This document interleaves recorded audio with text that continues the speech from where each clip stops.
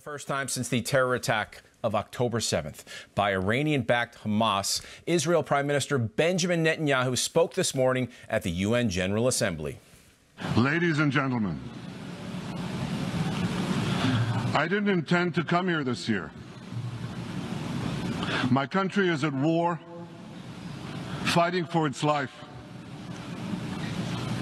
But after I heard the lies and slanders leveled at my country by many of the speakers at this podium, I decided to come here and set the record straight. The Prime Minister said he came to speak the truth. Here's the truth. Israel seeks peace. Israel yearns for peace. Israel has made peace and will make peace again.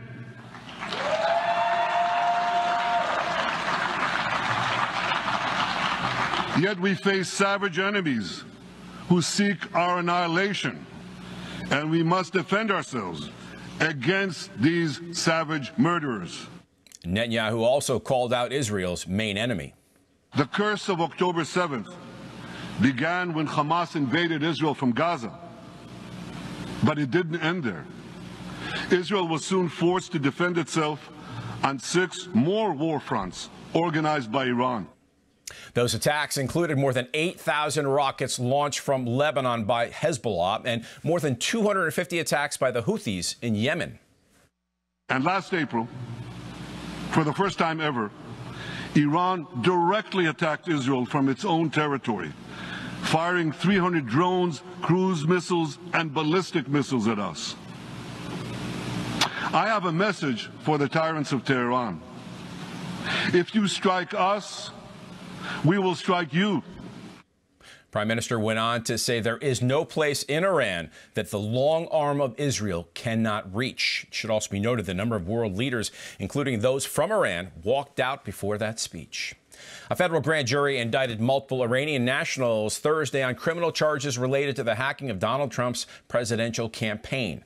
The Justice Department could announce the charges Friday, as reported by Politico. The charges involve an Iranian cyber operation targeting Trump's campaign earlier this summer. According to the DOJ, the hackers stole campaign documents and offered them to media outlets in the non-defunct Biden campaign in an effort to influence the election. The Trump campaign confirmed the cyber attack last month, citing foreign sources hostile to the U.S. Assistant Attorney General Matthew Olson, who heads the DOJ's National Security Division, said Iran was making a greater effort to influence the 2024 election than in prior election cycles. About the UN for a second. Benjamin Netanyahu spoke to the United Nations today. You saw that clip. He called for peace and invoked the ancient journey of the Jewish people to their homeland. Here that is. Moses told us that our actions will determine whether we bequeath to future generations a blessing or a curse. And that is the choice we face today.